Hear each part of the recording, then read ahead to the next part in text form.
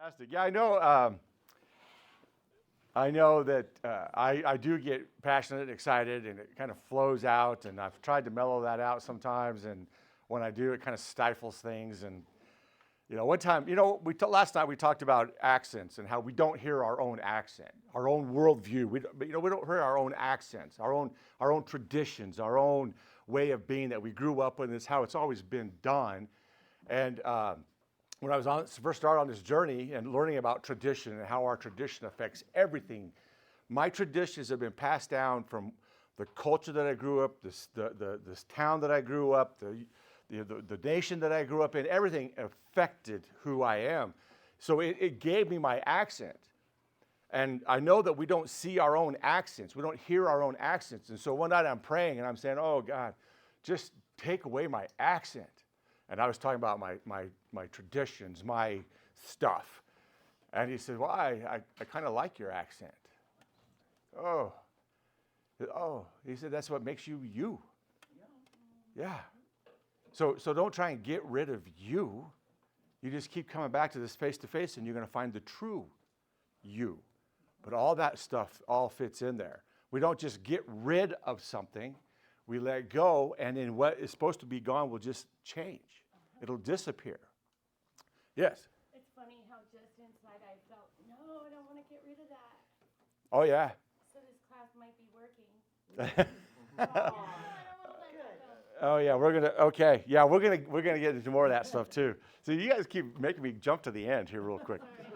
All right, good go. But I love it though, because if you guys are up for it, we'll just sit and talk, and we'll just put the book aside and we'll just talk, and I'm good with that. But the book kind of gives me guidelines like, oh yeah, we want to talk about that too. So let's go to page 34, and we'll start with this.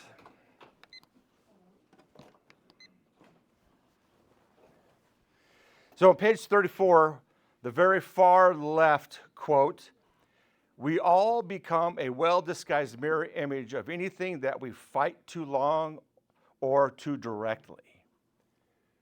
So that person that drives us crazy, that we just can't stand, yeah, that's us. We're fighting against ourselves.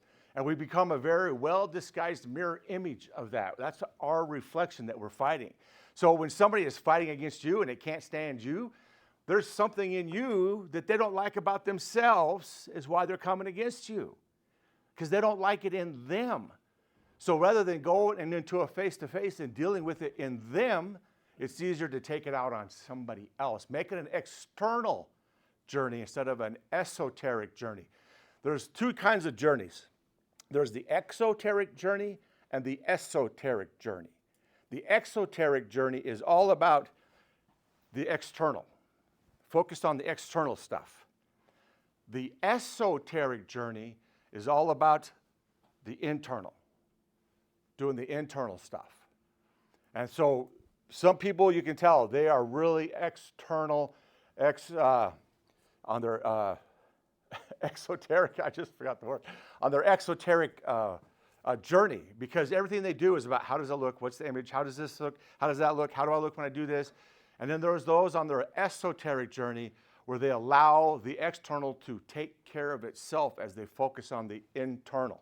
When we focus on the internal, the external takes care of itself. We don't have to change it, because out of the overflow of the heart, notice that the heart overflows. It's not like you just, I'll let some out and I'll let some out and I'll let some out. It overflows.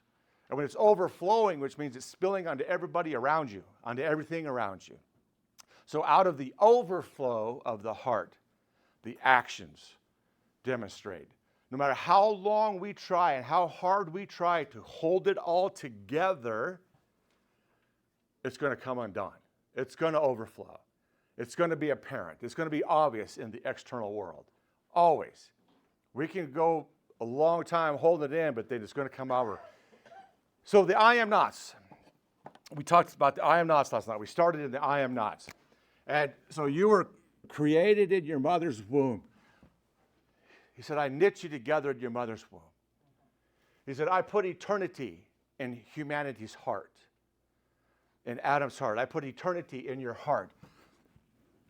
And then life begins to happen, and we start compensating. The I'm not good enough, I'm not loved, I'm not important, I'm not adequate, I'm not smart, I'm not there yet, I am not, but I can be if. It always follows up. I am not, but I can be with if.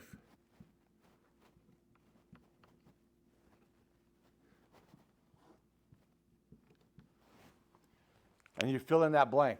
And then what happens is, I am not, but I can be if, is always about I've got to compensate for what I see as lack. But when we come back to our original design, I knit you together in your mother's womb, I put eternity in your heart, light shines out of darkness, we begin to see that Christ is in me. So I am not a piece of crap covered in God's grace. I am God's grace covered in crap. The crap that comes from the world, the crap that comes from people telling you, you are not. You're not good enough. You're not adequate enough. What? Oh, okay. You're not adequate. You're not good enough. You're not important enough. It comes from parents. It comes from coaches. It comes from teachers. It comes from friends. It comes from people at school. It comes when you're in kindergarten. Kids can be the sweetest and they can be the cruelest at the same time. They can make you and break you. Kids make and break each other going up through school. And that stems from what they're getting fed by somebody else. They repeat what they're being fed so that they continue to pass those I am nots on to somebody else. Parents will get it from grandparents, get it from great-grandparents. It goes all the way back to the garden. You are not like God, but you can be if you eat from this tree. That's where it started. That's where the I am not, but I can be if started. And it gets passed down generation to generation to generation to generation, all through time. And we don't know it. We're blind as bats, trying to figure it out. We're just trying to figure it out. And so we have blind people leading blind people, teaching blind people. And we don't know that. And you know what? That's okay.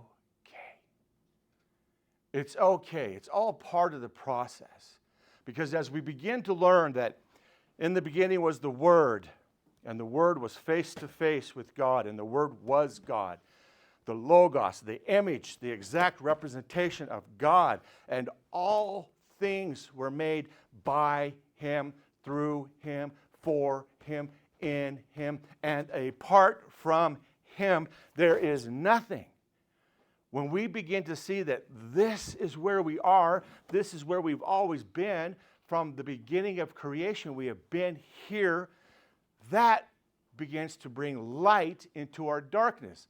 That's why Jesus says, I has come as light, so you shall not remain in your darkness. That's why that prayer that I gave you last night, Jesus be the light in my darkness, is the most powerful prayer you can pray for yourself. You're not trying to pinpoint what it is to fix this or fix that or fix this or fix that. Jesus be the light in my darkness is just reveal the truth. And remember I talked last night about how if it's dark and if we come into this room and it's pitch black, we don't see nothing and you're blindfolded, and I begin to tell you about this chair that's up front here, and it's got a really high back and it's got big fluffy arms, and it's just really purple and it's really plush and it's like a recliner chair, and it's in the darkness, the blindness that we are in, we begin to have that image in our brain of what it is. And then when the light flips on and we see the light only reflects the truth of what is actually here. We see there is no big, huge back to this chair because the light is going to bounce off of what is real and bounce back to your eyes. So if it's not there, there's nothing for it to bounce back off of. So when the light shines in my darkness, it's revealing the truth of what is there. It's not saying whether it's good or bad, it's just revealing the truth of what is there. And when I begin to know the truth, you shall know the truth shall what? Make you free. Actually, that word means make. It'll make you free. You will be free. Not just set free, but be free. So, sitting in this face-to-face, unveiled, unguarded, is the key to start the truth, the light that makes you free. It's not about you trying to get there. It's about being there that it just begins to happen. So let's go back to page 35.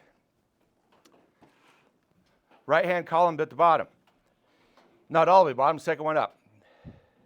It is the whisperer, or it is the whisper of our name from our Abba that reveals our true identity. It is then that we realize that we belong to and are a part of something much larger than ourselves. It is in that embrace of oneness and union with the triune family, with our open hearts turned towards theirs, that our I am nots are lifted away, becoming I am. We discover our birth family. We discover that we belong, that we are not an accident, afterthought, or mistake. We have purpose, we have identity, we have destiny. When we come back into this place of an unveiled, face-to-face with our Father, sitting in this place, unveiled, no agenda, put our agendas down, and we come into this place, we begin to see the truth of our origin. We begin to see who we were at the foundations of the world, foundations of creation. We were there. We were there at the foundation. Scripture tells us about it. And I think we're going to hit some here pretty soon when it talks about at the beginning of time. Since the beginning of time, before we're done with today, we will read those scriptures where Paul says that.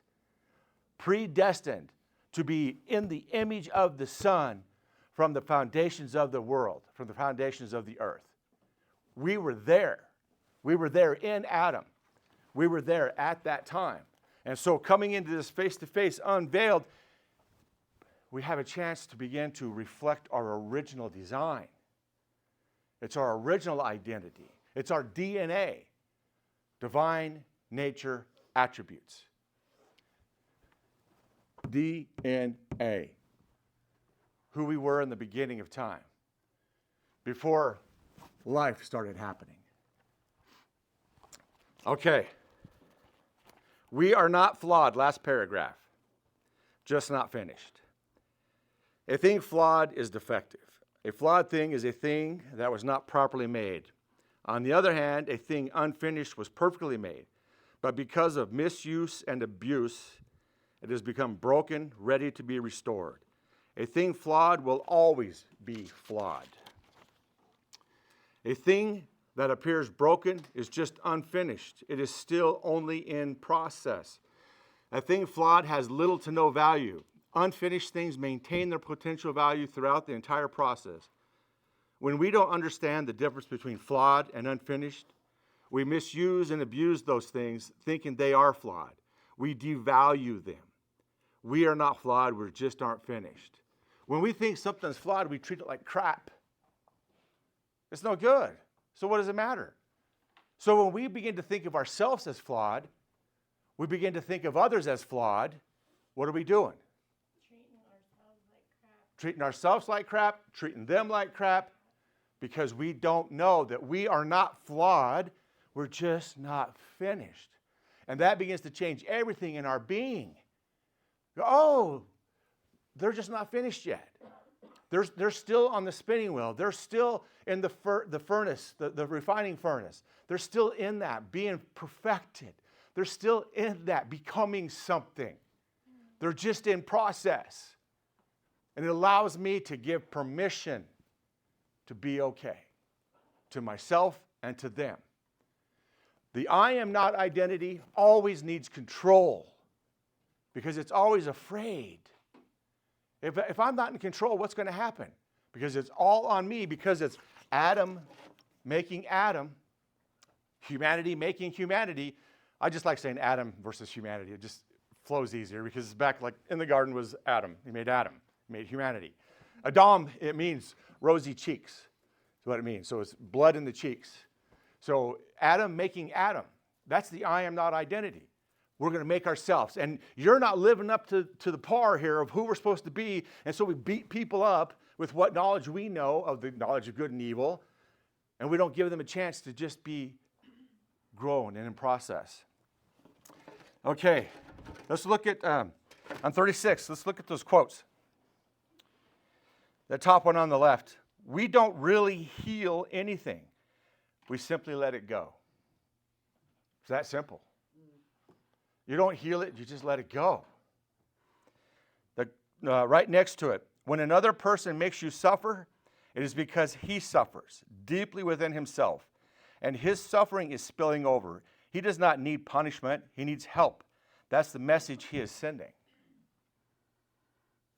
And that last one, meet darkness with light again and again and again and again and again and again and again and again and again. What do you mean you never heal anything? You simply let it go. Like, I get that. I get it. But because things always hurt, It's about forgiveness to me. It's about forgiveness. So you said, what do you mean never heal anything? You said it's about forgiveness. And what is forgiveness to you? But when you forgive somebody, then that allows God to heal it. And then it's gone. Because, I mean, you're still going to have the memories, but it's not going to be has the power it had before. All right. We're gonna get to that one too, yes. And forgiveness is right, because it is, we don't heal it. We let go of our expectation of it should have been different.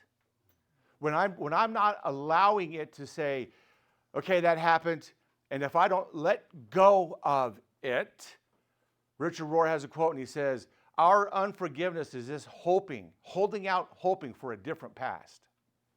You can't hope for a different past, which has to do with forgiveness. And forgiveness, the very word forgiveness means to lift off.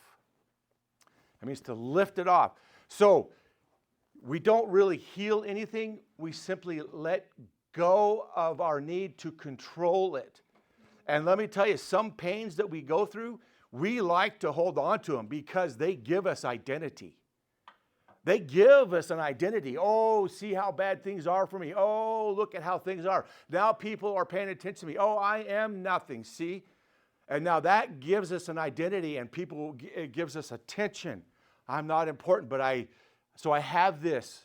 And that's why we go through this, and I'm going to talk about it later, I think. Maybe I'll just talk about it now.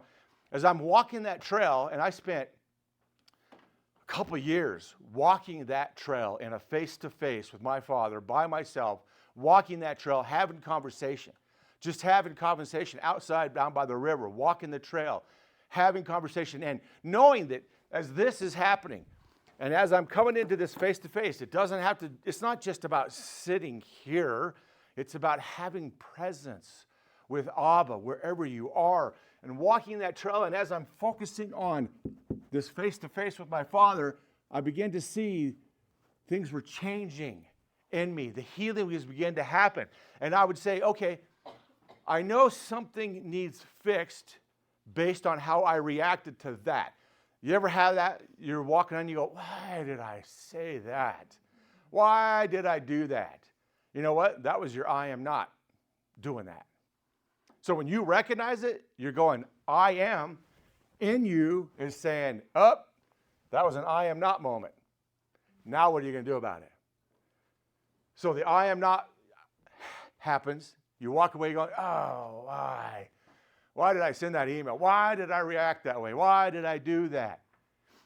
And I would walk that trail and say, okay, so show me. So let's go here. So here's this whole thing of my life. And now, you ever seen vinyl records? You guys know vinyl records, right?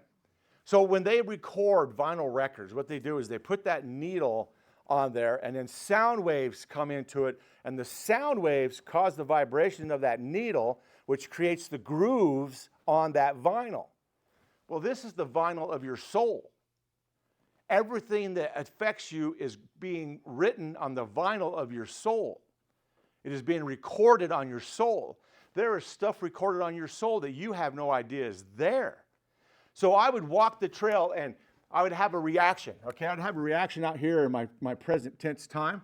And I go, why did I react that way? Well, it's an I am not, which is, I say, okay, when the child is healed, the adult is changed. You can't change the adult until you heal the child. Show me what that was. And sometimes Holy Spirit would take me back and show me here. And I could see where that healing began to come through, and it began to come all out until finally it was a part of my presence. but it was deep wrapped up down in there. There were other times walking and the Holy Spirit would not show me. And I'd say, okay, just heal it. Because it wasn't about whether I knew about it. It was about whether it got healed and changed. Because sometimes the pain is so severe that it's blocked. Because if we were to know what it was, we would relive it, cling onto it, and now it would be a present tense pain. Or we would dwell on it and we'd hold on to it. We wouldn't let go of it because that was so wrong to be treated that way.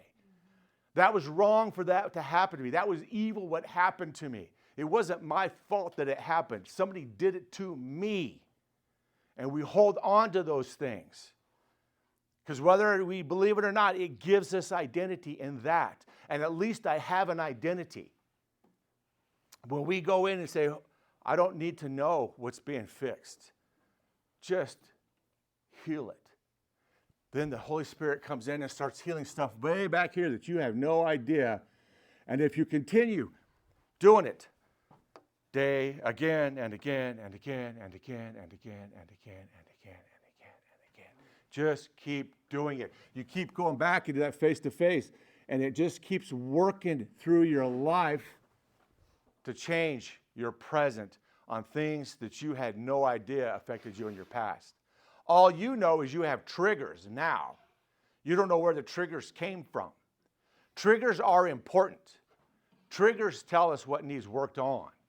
So we don't try and get rid of the triggers. We just try and take our response, our reaction with the triggers to be healed. And only when those reactions, or only when that is healed, only when it is healed will it change our reaction. It's an automatic reaction. It's an automatic flinch every time until it's been healed. Now, the book, I don't know where I am in the book now. So I'm going to say this, though. So you're right. Whoever said it doesn't take away the scar. He just takes away the pain of the scar. So the wounds stay. The pain of the wounds disappears, right? Jesus, Thomas doesn't believe what happened. And Jesus says, Thomas, put your hand in my side. This fresh wound that I just suffered on your account because of humanity. I suffered this wound. This is a fresh wound. Put your hand in my side because this wound doesn't hurt. If you have a fresh wound, you protect it. You're not going to say, hey, put your hand here. I'm going to expose myself and you can touch my wound. So Jesus says, yep, you get to keep the scars. I just take the pain away. Because those scars help other people see that there's a way past the pain. And that's what we do. Our job is to be light in the darkness so that others can see the truth and become light themselves. That's how we change the world. Okay. 37. Okay, 37, left-hand column. The eternals can never fill the needs of the internal, or the externals can never fill the needs of the internal. Those internal needs can only be filled from within by the very source of life, the I am, Jesus Christ, the way, the truth, and the life, Yahweh, breath. Why didn't the Ten Commandments work? Because they were an external solution to an internal problem. It is in relationship, not rules, that lives are changed. Relationship is life, and life is relationship. Where does hurt come from? People. Where does healing come from? Same place. People. We know the story, the little lady that has 100 cats, because that person has been hurt, and they're looking for healing. And every time a person comes into their life, more hurt happens. And so they turn to cats, they turn to dogs, they turn to something else to try and give them comfort and help them through the healing process. But healing can only come through people, through community, through relationship. That's the only way it can happen. because it is I am in you coming to face with I am in me that brings the healing. That's why people are mandatory for the healing of who we are. But now, you're not going to just walk up to somebody and say, hey, why don't you touch me where I've been wounded? Because you're going to go, oh, no. Until you feel trust enough to say, well, let's see if it's healed. Okay, go ahead. I'm going to expose myself. I'm going to expose my wounds to you and see how I respond. And if I'm still flinching, more time in the face-to-face to get that healing. More time on the trail, more time walking, more time doing it. Or they touch it and you go, hey, I didn't react the way I normally react. Something's changed. When did it change? I don't know when it changed, but it's changed. That's the process of the change. We don't know when it happens. You will just find yourself down the road a ways going, things have changed. In fact, the people around you, the people that are close to you, may actually recognize it before you do. They say, hey, you didn't react the way you used to on that. Really? Huh, when did that happen? I don't know. It wasn't on my checklist of things to be changed, so I don't know when it happened. But I came into this face-to-face, unveiled, no agenda, drop my fig leaves, come into this face-to-face, and the change happens. It affects me when I'm not even paying attention to it. So, do I want the change to happen according to my timeline? Yes.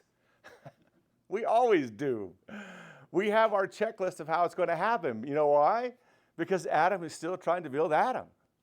Adam's still trying to make Adam. Adam still wants to be in control of how I get my healing. You come into this face-to-face, you're letting go of control. So we don't really heal anything. We just let go, and the healing happens. That's what the face-to-face is about letting go of my need for control. With what? Which one? With what you just said, I keep trying to turn it around. But hurt comes from people, and healing comes from people. And I can take my problem to God, and I feel okay, but I also am not willing to turn around and put myself back out there because people are going to hurt me again. You know, those guys don't change. But the only hurt, okay, so you have a problem with the understanding that people, that healing comes from people. It doesn't. It does, but it does. Because as long as you avoid people, you're not getting well. Because you are created in a family to be a family, and if you are avoiding family, then you aren't healed. When you are healed, that family. I don't want the rest of the family. you have to. You can't pick and choose who your family is. You can't pick and choose. You were created in a family, by a family, to be a family. But you can have discernment. You can have discernment. You can go and not expose yourself to certain situations that you know are going to cause the problems until you are healthy enough to go, it doesn't matter how you treat me, because it's not going to affect me this time. I'm not going to be hurt by it this time, because I know you are still in progress yourself. And you treating me that way is your own I am not, and it's not me personally. It's you trying to figure out how to deal with your life. And now when I come to that place to be able to face that person, even though they still treat me that way, but it does not affect me, I'm not flinching from them, I'm healed. That's why people bring healing, because you don't know if you're healed unless you go face it again. Jesus could not tell Thomas, touch the wounds, if he was afraid that if he wasn't healed, if he wasn't knowing that he was healed there. It takes other people touching your wounds to know if you've been healed. So that healing comes through the combination, face-to-face and the people. Face-to-face and the people. And it's coming into the face-to-face with the I am in that person. Because I am is there too.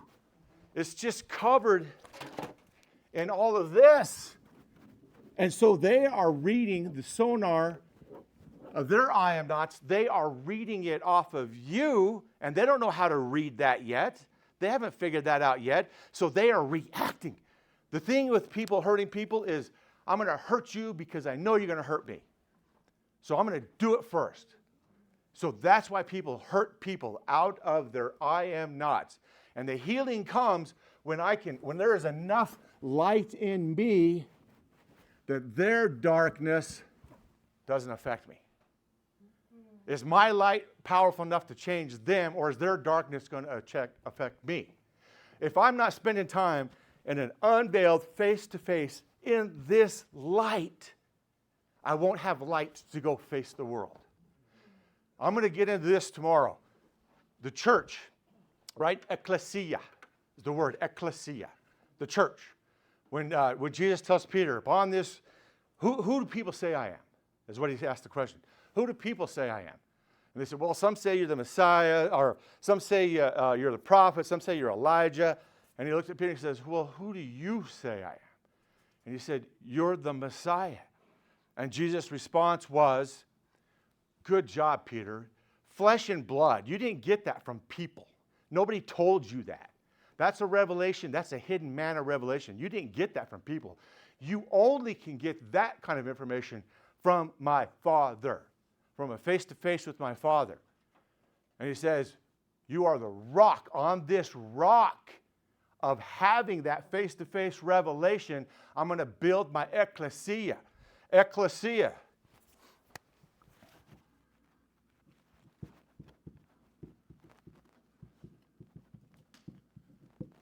Ek, your source. Ecclesia is called out.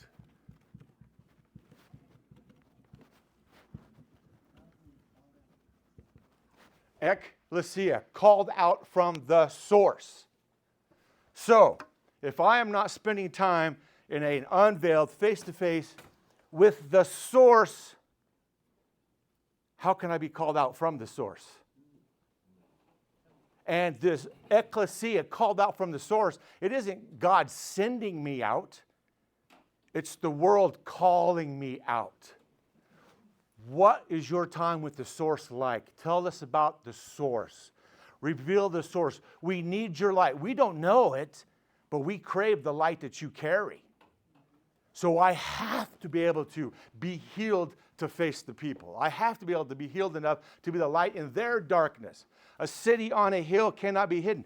He says, you are the light. You light a lamp, and it shines to everybody in the room. You don't get to say, okay, no, you don't get it, and you don't get it, and you don't get my light, and you don't get my light. Whoever is in the room gets your light, because it's not your light. To say, this is mine, I'm going to shine it where I want to shine it. You are called out from the source. So we think ecclesia is, it's people. Yes, it's people that have been to the source, have spent time with the source, have spent time hearing his voice, feeling his presence, knowing his touch, that know him. And then the world says, hey, come tell us. Come expose your wounds to us. Come let us find healing in you, because you have found healing. And we're just a bunch of hurting people. There's nobody out there that is any better or worse than we are. We're all just blind as bats, struggling to figure it out. We're just trying to figure it out. So we need people to help us figure it out. That's why recovery grows recovery. Recovery grows recovery, is that what you said? Yeah, okay, yes. And that's why healers heal. Those that are being healed, heal. Those that are being strengthened, strengthen. We are called to be people with family. That's what we have to do. But if we don't spend time here, I'm telling you, the face-to-face is the key that unlocks everything. I was just talking with Ray this morning before everybody got here. And he's been on this journey with me for a long time, quite a while, 4 years, 5 years now, walking on this journey, hearing me talk about all this stuff. And then he told me this morning, he actually started putting the face-to-face into practice, doing face-to-face time. And it changed everything. It changed everything. It's easy to talk about, oh, you just need to spend time with God. You know, it sounds so generic and so like, you know, Christianized. And that's why I'm not talking about just spending time with God. I'm talking about coming in here, dropping your fig leaves, your agenda, breathing, seeking presence. That's what face-to-face means, is seeking presence. And you can seek presence in nature. You can seek presence in a building. You can seek presence in a conversation. Alvin and I were having a conversation last week. We were talking about presence. And we're talking about how him and I sitting together at the coffee shop, face to face with each other, the I am in him and the I am in me. I was having presence with God and he was having presence with God. We were in communion together. We were in presence. That's why Jesus said, anytime two or more of you gather, I am present. I'm present. That was the daily prayer yesterday on the Bible app. That was in the daily prayer? Yeah. Nice. That's why we are called ecclesia, Okay, so called out from the source. I haven't spent enough time with the source then if I'm still allowing people to hurt me? Or if I Could be. go and mess with people so they can't hurt me? It could I be. know God doesn't hurt me. Or you No. don't have good They boundaries. do. Well, yeah, then stay away from that person, but go find other people. You can't just avoid people. Oh, yes, I can. Oh, you can.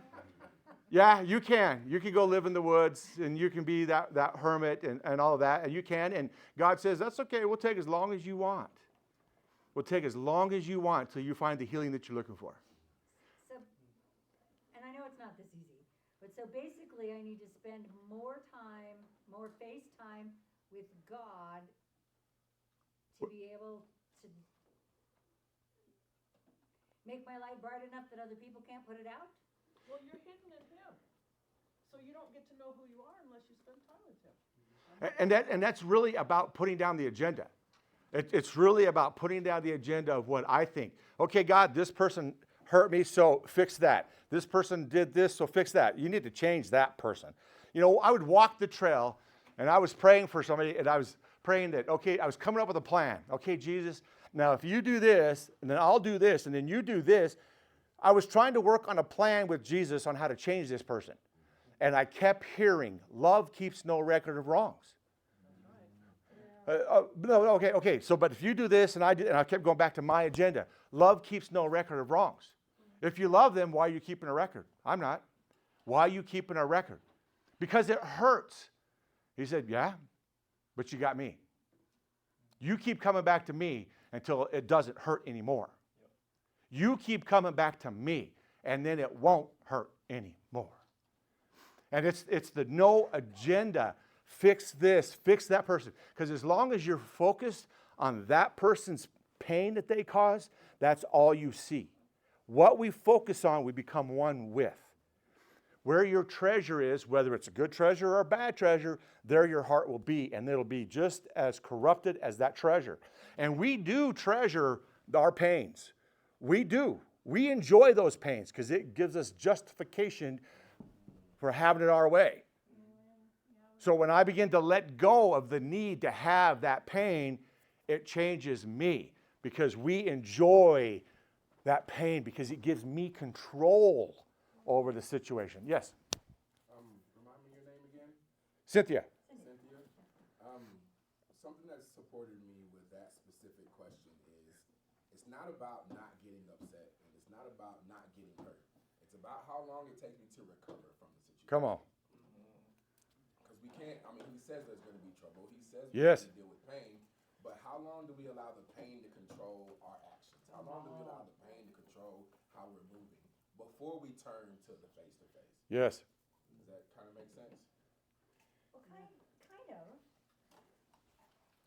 But it's like I know this is jumping forward.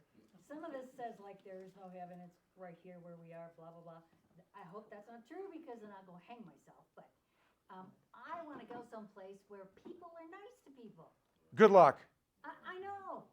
It's not going to happen. Find that, except when I am in communion with God. And you know what? I believe that, man, it's like everybody's out there with their knives. It's So like I'm know that. Caesar.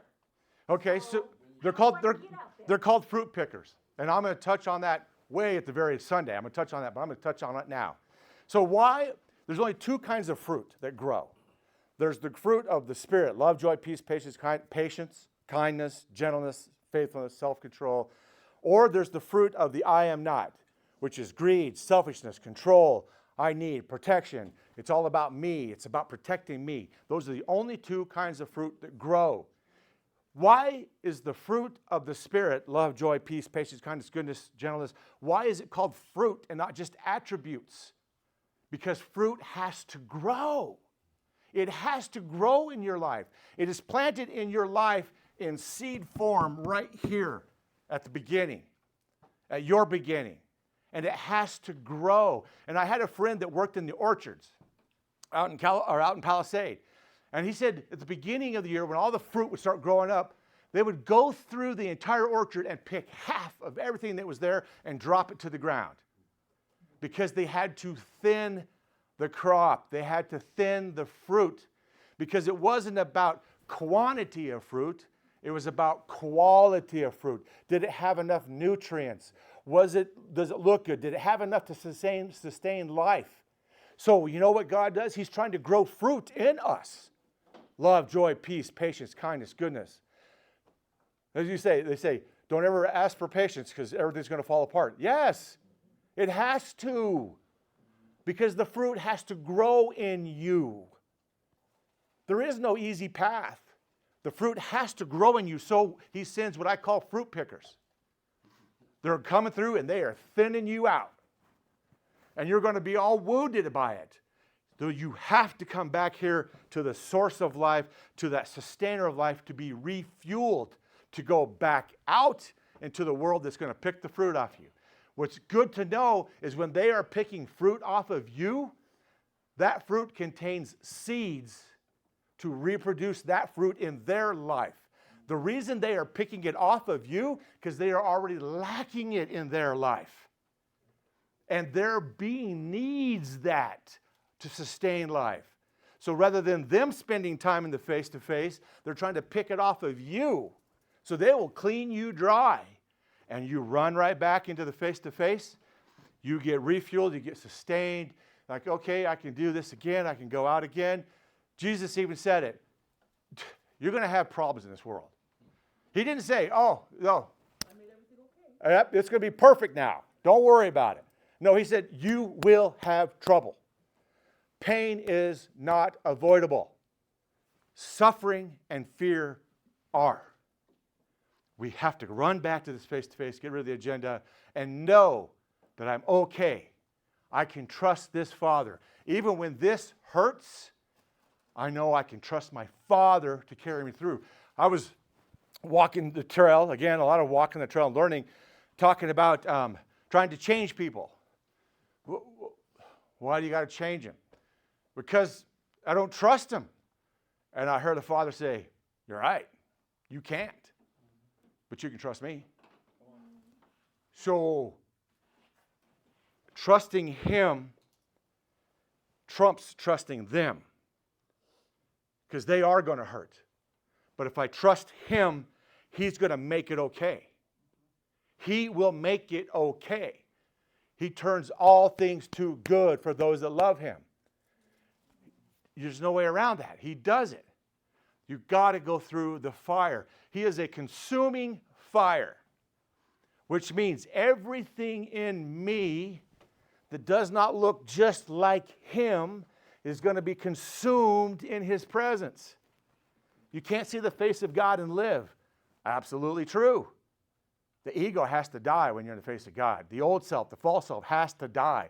That's why the false self does not want to go to a face-to-face. Because the false self knows it's going to die.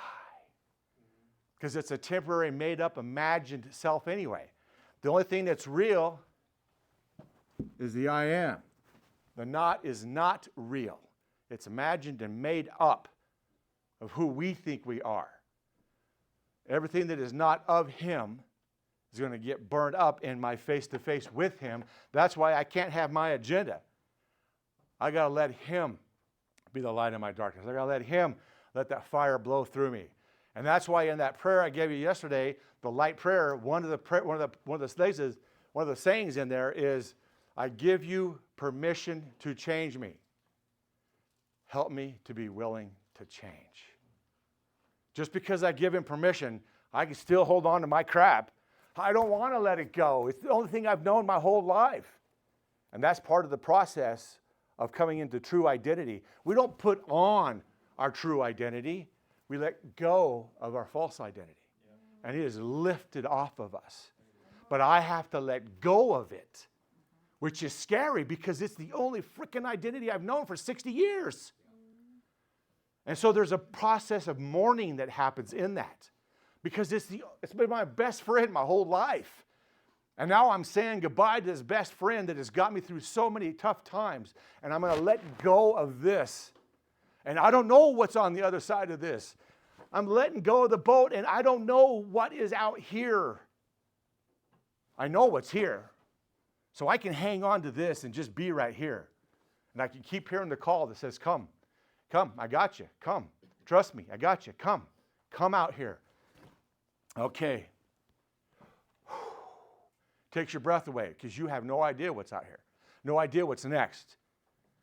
That's why coming to this place of knowing the Father's character and trusting the Father no matter what you see is vital to recovery, it's vital to growth, it's vital to healing because it's going to look like crap at times. But when I know I can trust this Father no matter what it looks like. Jesus in the garden on the night that they came and arrested him, praying, Father, drops of blood, so intense. He spent his whole life coming to this moment. He spent his whole life growing just in obedience, suffering to the Father's will, to what the Father was wanting to accomplish, to what the Father saw in him, coming into his true identity the whole time, growing in it. Every time he was suffering was when he would be pulled away and hurt by people, come back to his face-to-face, and then go back to those same people. Come back to the face-to-face, go back to those same people that were hurting him. He knew that they were going to betray him. He knew that they were going to crucify him. He knew that they were going to kill him. And he still went to them. And on that night when they came to arrest him, he's praying intensely because this is it. This is that moment. Once they arrive, there is no changing it. He knows he's going to be led like a lamb to the slaughter. Once we open the gate and that bull starts bucking, you just ride, you just go. So he was so intense praying at that time, Father, is there any other way than through this brutality? But not my will, because it's not about me. It's about what you are doing in me, through me, and for everybody else that is a part of me, that is connected to me. So he endured that, the cross. Because the joy of the journey is in the looking back at it. And with joy, Jesus looked at the cross. Because in his face-to-face time with his Father, he stepped outside of space and time. And he could look back at the journey and what it accomplished. And he said, just like Paul wrote, these light and momentary troubles are achieving a glory that far outweighs it all. Yeah. This ain't nothing compared to what's happening in the unseen realm. This is where it's at. So I would encourage you to put down the agenda and just start practicing and see what happens. Avoid those people until you're ready for it. But don't avoid them forever. Because God put you here. And he put you those people in your life. He puts this, I got a quote in here somewhere. We're going to get to it. God puts the people in our lives not to give us what we want, but to give us what we need. Yeah. And what we need is face-to-face, unveiled. And the only way we go to a face-to-face unveiled is when it gets too painful there and everything I've been doing is not working. Now I'm going to come to here because I give up. I don't know what else to do, Papa. I said, all right. You can trust me. Let's do this. I'm with you. No matter how far that way you go, I am with you. Those people are hurting you. You know what? They're hurting me. Every time they hurt you, they're hurting me. It's me. Those are my wounds. Those wounds that they are putting in you, I feel those same wounds because we are one. There is no disconnect. Can you say that again? God puts people in our lives not for what we need. We're going to get to it. There's a quote coming up here pretty quick, and it's actually that quote. Yeah, not for what you want, but what for you need. That changes everything. You know, how are we doing on time, dude? Basically, you're saying, God gave me people, the people that I've allowed in my life, to give me crap so that I go to God? No, Could be. I don't know. Whatever it takes. I know people that they start hurting and they lean on God more. Oh, yeah, that I know. Yeah. I mean, I've been. When they start hurting, they start leaning on God, start turning to God. You don't want people to be mean to you, but when they are mean to you, he makes it come to good by having you turn to him. It's a reminder. People are going to be mean because hurting people hurt people, and people in this world today are hurting, and that's just the way it is. And even church people are hurting. Oh, yeah. I think church people are some of the most hurting people because we put up such a front on what it's supposed to look like. How it's supposed to look. Oh my God, we walk in around those people. We're around other church people. So no, we are not going to let them know how much I'm suffering. We are going to make this front look good. It becomes very exoterical at that time. And what God is looking for, people that will go to the source and then have coffee with those that are calling them out, that are looking for help on their journey, that are tired of suffering themselves. I can tell you right now, Cynthia, everybody is suffering. At some point in their life, somewhere through something. It could be a child, it could be a job, it could be a spouse, it could be the death of a loved one, it could be far away from family, loneliness. Everyone is suffering. What are we going to do about it? We're going to go to the source, and we're going to start being the source of life to change the world, because everybody's looking for help. But if I'm not spending time in the source, I don't know how to help. I got my rule book that says how we're supposed to do that. Have you followed these steps, brother? Or I go to the source, and I don't have to have a 12-step program or 15 steps or how many steps you got on your list of what to do to make sure you get across that finish line. I don't have to have that. I can sit and talk with you and be the aroma of Christ, and Christ will speak to you whether I mention the word Christ or not. You will hear Christ come up out of your being when I'm talking to you, because Christ is in your being. And so when that's what Alvin and I were talking about. So Christ is at the core of the being. Christ is at the core of the being here. So when two people are together, presence, Christ in them, speaking to Christ in me, and vice versa, and we are experiencing presence. The life of God is passing through here because we are recognizing presence in each other. So I don't have to have the book, the program on how to make it all happen. If I come and spend time here, let's go have coffee, and let's go talk about whatever. It doesn't matter. That timeline? Are you open to giving context to what started our conversation? We've had a lot on that conversation, so. well, it started with him asking me about how I'm doing.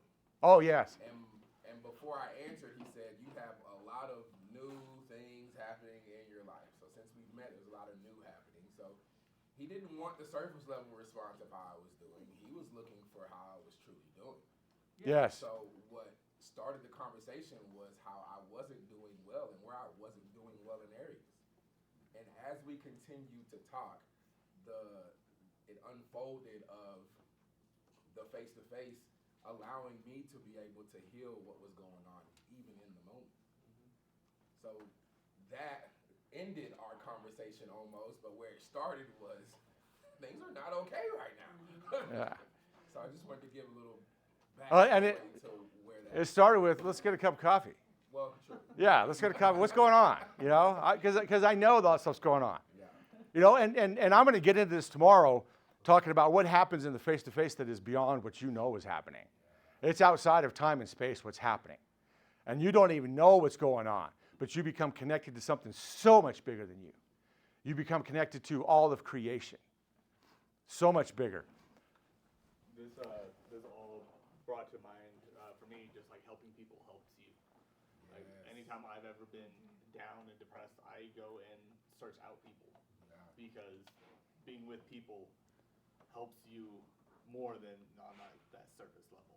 So like you go out there and help them, and just being who you are, being authentic in who you are, you get just as much out of that as you give. So helping people helps you as well. Having those conversations with good people,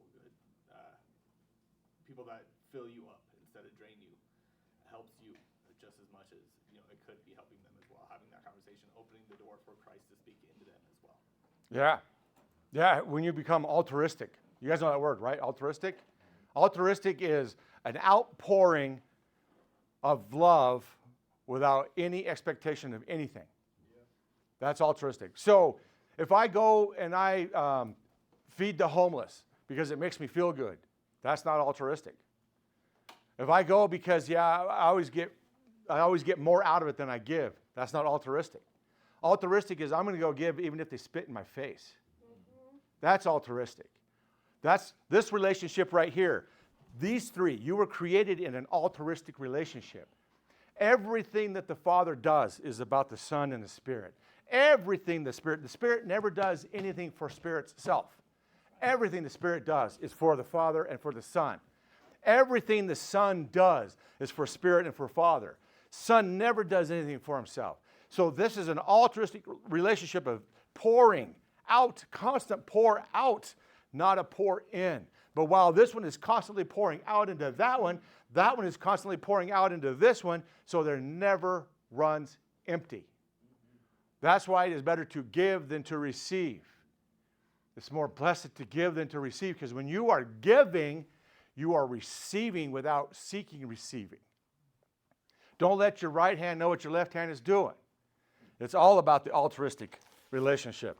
Then why do people get tired of giving? Because they're... Of themselves, like... Why do they get tired of giving to themselves, she said? No, giving of themselves, like... Because they're not spending time here. Yeah, they don't The only place you can get rebuilt is in the face-to-face. Because this is the source of life. If you're not coming to the source, you have nothing to give. You're giving of yourself. And yes, you're going to run empty. And the fruit pickers are going to pick you dry. But if you keep going to the source, you always have fruit to be picked. And interestingly enough, who is the fruit? Who is the peach for? Is it for the peach tree or for the passerby? The passerby. The fruit in your life is not for you. The fruit in your life is for the passerby. Does the fruit tree get to decide who picks fruit from them? No. Do you get to decide who picks fruit from you? No. But if you're not going to the source, you are going to be picked dry and not know why. And give up and surrender and say it's not worth it. But if you're going to the source, unveiled, unhinged, unhindered, you will always be full. Always. And when you go to the source, you begin to see things differently. You see the fruit pickers as just people in need that are hurting people in need. And you still work through it. For me, traffic. I spend a lot of time in traffic, and I get really frustrated with people with traffic. So that is still my, this too is what is for best. This too is what is for best, but I don't see how. Don't even get me started. Yeah, but it's all process. It's all process for our growth, for our change, for our maturity. All of creation is waiting for us to grow up. And we're throwing temper tantrums because it's not going our way. It's time for us to grow up. We want to change the world. Let's change the world. We have it. Here. We have it here. Christ did it. He said, I have overcome the world. It's in my union in here that overcomes the world. What was his prayer we said last night in John 17? He said, Father, I pray for those, not just here in the upper room, but for those that will believe because of the message, that they will be one, even as we are one. I and you, they and me, we and them, that they be brought to complete unity. Then the world will know that you have sent me, not before. Christianity, something like 40,000 denominations and factions in Christianity. Christianity is the most divided religion in the world. And yet, our Messiah, our Savior, said, I pray that they be one. And yet we are the most divided. Why? Because we don't spend time with the source. We have our book, right? I'm not going to use that book. I don't want to use that book. Go back to this book. Because we have our book. It's because we made this our source. This is not our source.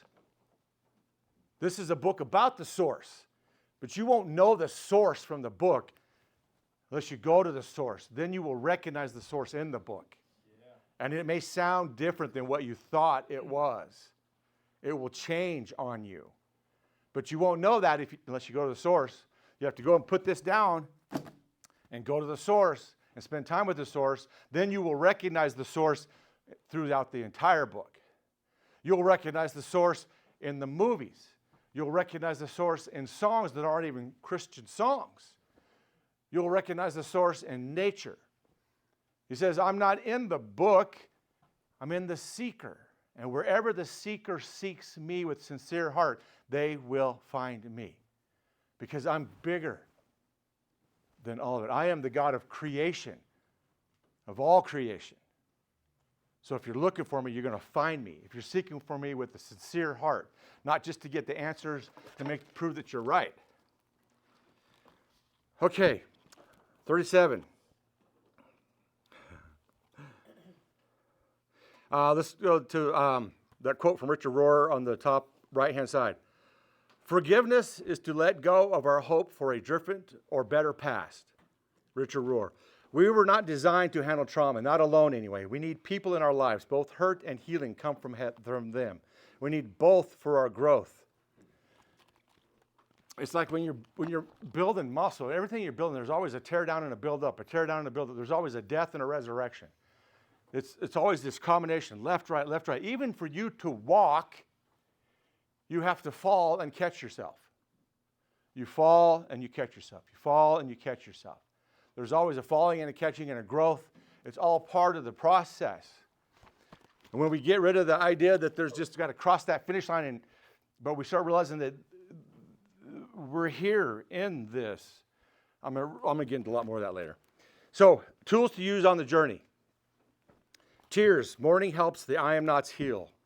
Cry about the loss of your childhood and the losses in your childhood. Even the loss of your false identity will cause you to mourn. After all, it's the only identity you've known, and you've probably become very close over the years. Journaling helps to show that the healing is happening. It lets you see the progress during the process.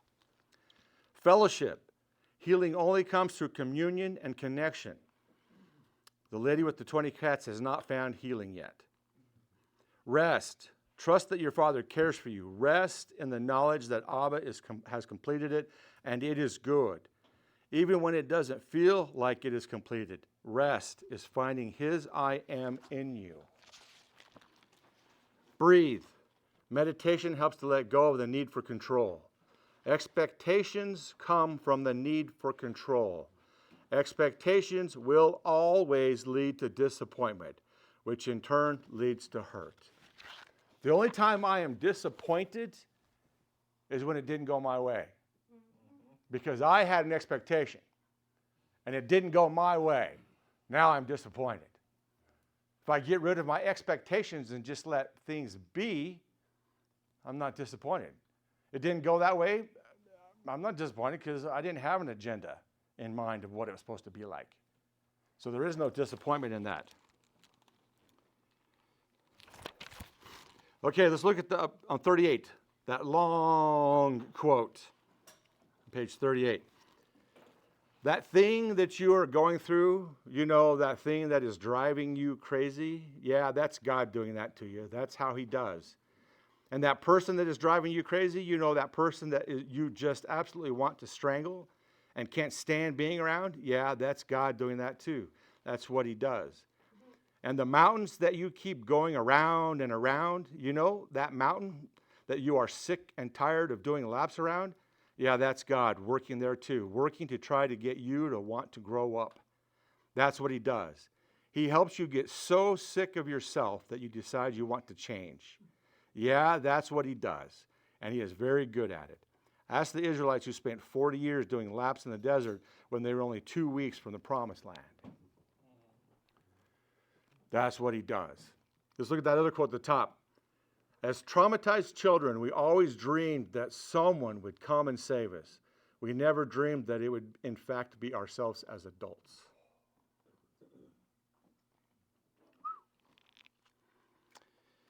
And the bottom one, avoiding your triggers isn't healing. Healing happens when you're triggered and you're able to move through the pain, the pattern, and the story, and walk your way to a different ending. It's just like what Alvin was saying. It's not like you're avoiding the pain, but you're learning how to come back to the face-to-face so that you can walk through the pain and come to a different ending than what you've had previously in that pain. Pain isn't avoidable. Just suffering and fear are. Those are our options. 39, right-hand side, triggers are good. They help us to see what needs to be worked on. We must walk through the fear and pain, not try to hide from it, run from it, or mask it. When the child is healed, the adult is changed. 2 young fish were swimming in the giant tank when an older fish came swimming by and said, "How's the water, boys?" The 2 young fish look at each other with confusion on their faces, and one of them pipes up and says, "Water? What's water?" Because they were in it. We are so in the I am not identity mindset, we don't know we're in it. How's the I am not mindset treating you? I am not mindset? What's that? We're in it. It is so subtle. It's so subtle. We will sing Christian songs that are I am not mindset songs. There's a song that says, "What did I do to deserve a love like this?" And the artist is talking about God's love. And what did I do to deserve a love like this? Believe it or not, that is an I am not statement. Because if we were to just do a couple little changes on it, what did I do to deserve this? It's all about me. As if I have control over God's love. There's separateness. There's the I am not. I am not loved by God, but if I do, then I will. What did I do to deserve this? That's, and it's realizing, so if I was to accidentally stand here with a bowling ball and accidentally drop the bowling ball, and the automatic reaction is to move the foot, right? Now, I move my foot. Does my foot look up at me and go, "What did I do to deserve a love like this?" No, because we're one. We protect each other. We are altruistic. My body is altruistically looking out for each other. It wasn't like, "Oh, well, foot, you did a really good job yesterday, so I'm treating you well this time and watching out for you." When we begin to understand the union and the oneness that we are in, we get rid of that separation that we have in our mentality that says, "I am not one with God." In that day, you will realize that I am in my Father, and you are in me, and I am in you. There is no separation. There is union. There is only union. So what did I do to deserve this is saying that I'm separate, and you're treating me special because I am separate from you. So it just becomes as you become more and more aware of the I am nots, and you start doing more and more of this FaceTime, and you start getting into that, you begin to see it more and more and more and more and more prevalent everywhere. So we just keep practicing and keep practicing and keep practicing. Okay, turn to page 40.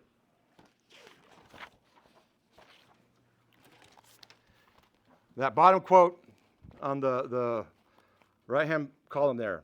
Life doesn't give you the people you want. It gives you the people you need to love you, to hate you, to make you, to break you, and to help you become the person you are meant to be.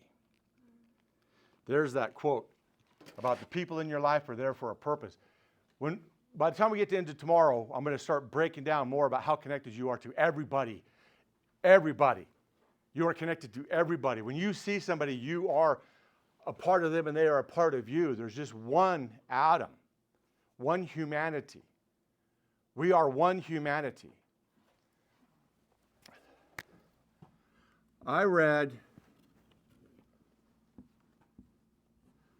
that the largest living organism in the world is a grove of aspen trees, and aspen color, those are trees. Looks just like them. Looks just like them. Those are aspen trees. I wasn't going to say anything because I thought, well, surely they recognize that. You are not an artist. No, I'm not. So this, so the largest living organism is a grove of aspen trees in Aspen, Colorado. Why? Because they are all connected by one root. Wow. One root. So now the question is that thousands of trees, or is that one tree with thousands of bodies? Yeah. That is one tree with thousands of bodies. That's what we are. We are one atom with millions of bodies. We are all connected in this family. And that's why it's hard. That's why we have people. That's why we strengthen each other. That's why we are called to community.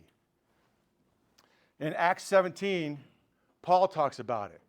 He said, when he's talking to the Greeks in Athens, he said, from one man, God made all the nations and all the inhabitants, and he set their boundaries. We all come from one. We are all that one. Tomorrow I'm going to line that out a lot bigger picture. So let's get to this. That's why it's good to get out and play in the dirt It is. and walk barefooted. Find your roots. You find your roots. We're all connected. The air we breathe. You realize that the air that we breathe is the same air they were breathing 5,000 years ago? When you start seeing this picture that it is all in here, now you start picturing a snow globe. It's all inside of here. There's nothing outside of here. And now let's take the new telescope, the Webb telescope, and millions of light years out looking into space. Yet it's all in here. You know, we try and measure God. Well, how big is God? And we go, all of creation is in God, so he's at least millions of light years. Say, what? Actually, that's still putting him in space and time. And God is outside of space and time. So there is no measurement. Because only space and time measures. Outside of space and time doesn't measure. There's no measurement. Okay, page 41. Left-hand column, John 14:20. On that day you will know that I am in my Father and you are in me. What does this look like in our daily lives? I am not reacts out of fear. I am responds out of love. I am not needs control. I am does not need control. I am has freedom and trust. That's like weird, right? A freedom in not being in control. There's a freedom in not being in control. Control, you think, oh, I'm in control, so I have freedom now because I have control of the situation. No, when you have control of the situation, you just lost your freedom. Freedom comes in not being in control. That's where you find your freedom. Total stress is right. The I'm not lifestyle is so subtle. Oh, I just did that. So let's look at the left or the right-hand side. Romans 12:2. Do not conform to the pattern of this world, but be transformed by the renewing of your mind. Then you will be able to test and approve what God's will is, his good and pleasing and perfect will. That's why the face-to-face is so important. The unagenda, no agenda, drop down your list face-to-face. Because that's when your mind is renewed. As long as it's something that you are focusing on changing, it's not being renewed. It's just you're renewing yourself. It's your yearly prescription or subscription being renewed. You just keep talking to yourself about it. When you put it down, now it's being renewed. It's new again. It's new again. It's new again. Be renewed by the transform, or be transformed by the renewal of your mind. When I am in me speaks louder than my I am not, I will begin to rely on that relationship for guidance instead of my traditions, formulas, and self-survival mechanisms. If I am is Christ,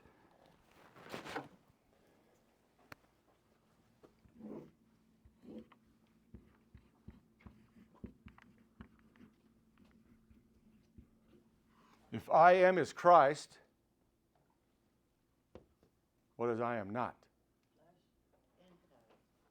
Anti. The Greek word for anti is actually anti, and it means instead of.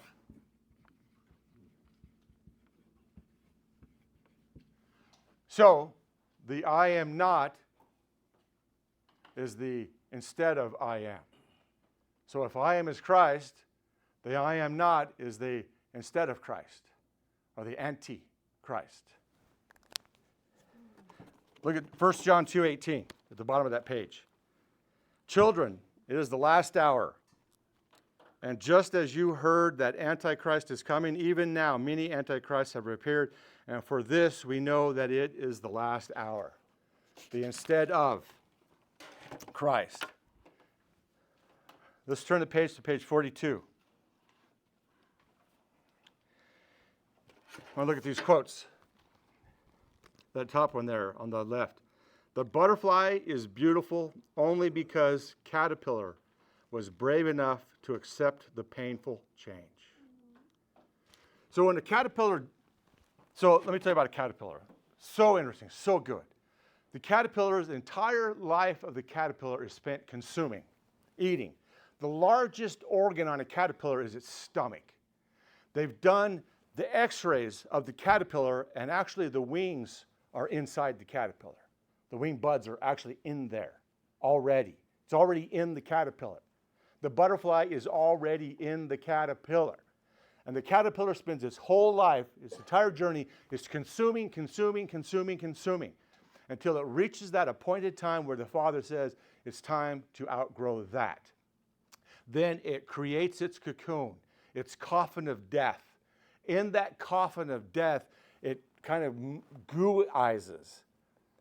And the caterpillar begins to transform, metamorphe, into butterfly. That butterfly begins to grow out of that caterpillar.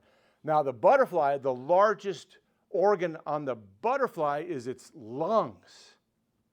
And that butterfly breaks out of the cocoon by expanding its lungs, by taking deeper and deeper breaths that cause that cocoon to break.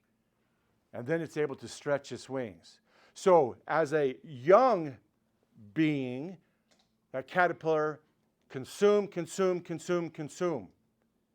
Then it goes through a time of death, and then it begins to breathe the air, the spirit. Breathe in spirit, breathe in pneuma, which causes it to break out of its cocoon, out of its tomb of death. So that really speaks of us. Our entire young life is spent consume.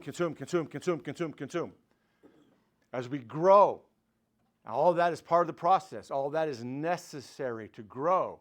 Then we reach the point of, okay, it's time.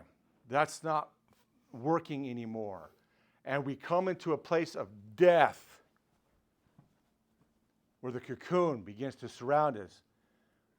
And we begin to breathe from the Spirit. Just breathe and keep taking deeper breaths in Spirit until we break out of that cocoon. And that's our resurrection life as a butterfly. And now the butterfly becomes a giver. Because now the butterfly is flying around pollinating for growth. The caterpillar consumes, the butterfly gives. The story of the butterfly. So, the butterfly is beautiful only because caterpillar was brave enough to accept the painful change. Oh, yes. Good. Thank you. If you help it get out of its cocoon. If you were to try and help that caterpillar get out of its cocoon, it dies. It has to break out of its cocoon on its own. So, your suffering. Can I help you out of your suffering and you live? No, it stunts your growth. You have to go through the process for your growth. You have to go through the process of dying in the cocoon to have your resurrection, bringing you into this face-to-face. Nobody else can do your journey. Nobody else can sit in your face-to-face and you get the benefits from it.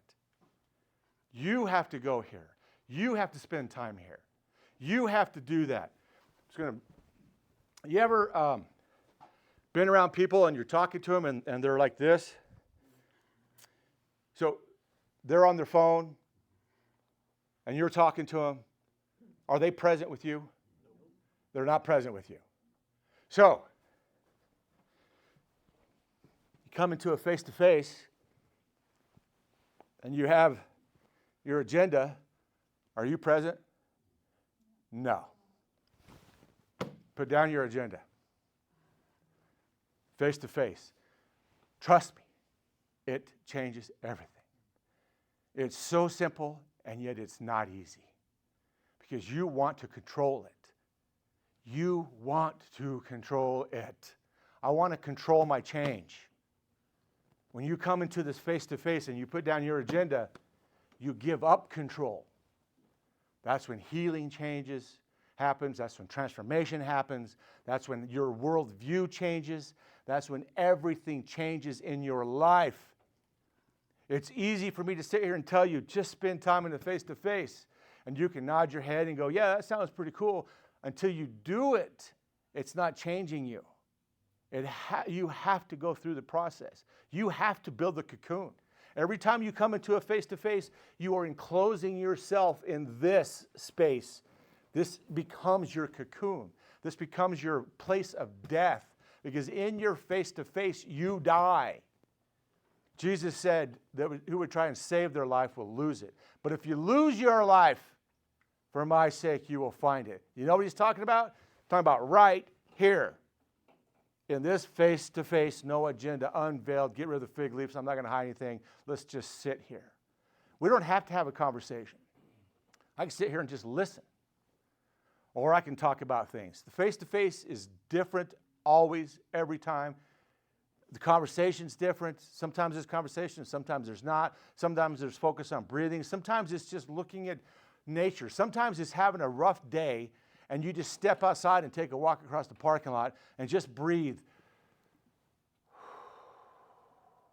Yahweh. That's what Yahweh means, right? It's breath. Yahweh. When God formed Adam and breathed, that's what he does. When you come into a face-to-face with him, he grabs your face and he breathes life into you, which transforms you and changes you. And everything in you that does not look like him begins to be burnt up in the fire. It is a fire. He is a consuming fire. I relish his judgment because his judgment is judging everything in me that is not related to him, that is not looking like him.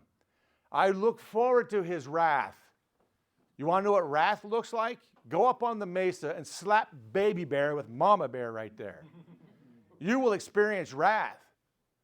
But now that wrath is not at the baby bear for being slapped.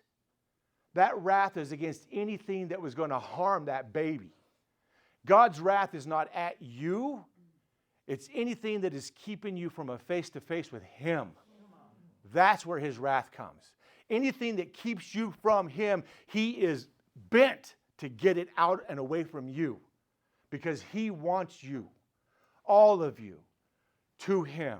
You are His cherished, prized possession. You are the apple of His eye. You are what He breathes. He never stops thinking about you. And He's telling me it's time. He never stops thinking about you. Never. You are His thought. You are His image to creation. You are His expression to creation. Let's pray. Abba, we thank you, praise you, that you are just drawing our hearts to you. Help us to let go of everything that would try and slow us down, hinder us. Help us just to let it go.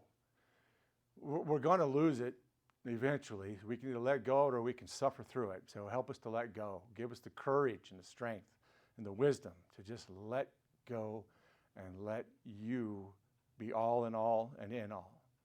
Thank you and praise you. Bless this time. Through Christ Jesus. Amen. Amen. All right.